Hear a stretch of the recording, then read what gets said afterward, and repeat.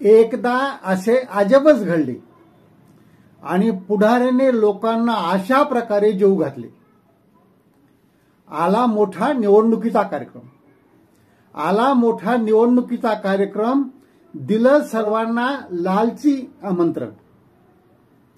दिलं सर्वांना लालची आमंत्रण.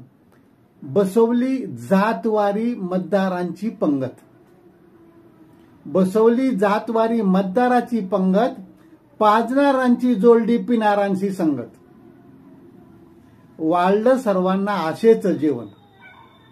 वाढलं सर्वांना आशेचं जेवण. पाणी पाजलं देऊन आश्वासन. खाऊन लोकांचेही पोट भरले. निराशेचा ढेकर देऊन उठले. मतांच्या पत्रवाळ्या उचलल्या. लोकशाहीच्या डब्यात टाकल्या. असे लोकांचे पोटही भरले. स्वप्नातही ते ढाढूर घोरले. आशेची पानसुपारी घेतली. घोषणांची पुन्हा सुपारी घेतली आणि आपल्या घराची वाट धरली. असं पुढाऱ्याचं एक आमंत्रण लोकांनी निवडणूक काळामध्ये अनुभवून घेतलं. माणसं कशी असतात? काही माणसं अशी असतात, काही माणसं तशी असतात. विचारू नका माणसं कशी असतात. सकाळचा नाश्ता एका पक्षात, दुपारचं जेवण दुसऱ्या पक्षात, रात्रीची पार्टी तिसऱ्या पक्षात.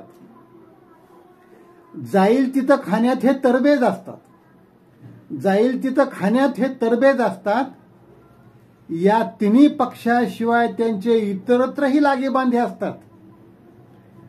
या तिन्ही पक्षाशिवाय त्यांचे इतरत्रही लागेबांधे असतात.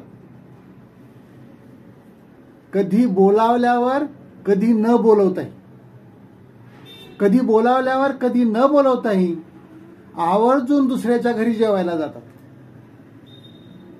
मात्र आपल्या घरी बोलवायचं टाळतात. नुकसान टाळून सगळा फायदाच पाहतात. दुसऱ्याला उघडा नागडा करून त्याचे कपडे आपल्या अंगावर घालून आयटीत मिरवतात. अशी ही माणसं असतात. विचारू नका माणसं कशी. यामुळं मग कसा जमाना आलाय, कसं होईल आता, हे कलियुग आहे, सत्ययुग नाही, असं म्हणण्याला काहीही अर्थ नाही. तुम्ही जसे आहात, जसे तुम्हाला पाहिजे तसं तुम्ही मिळवू शकता. तसं तुमचं सगळं आयुष्य होऊ शकतं. कारण स्वतःच्या ताटातला घास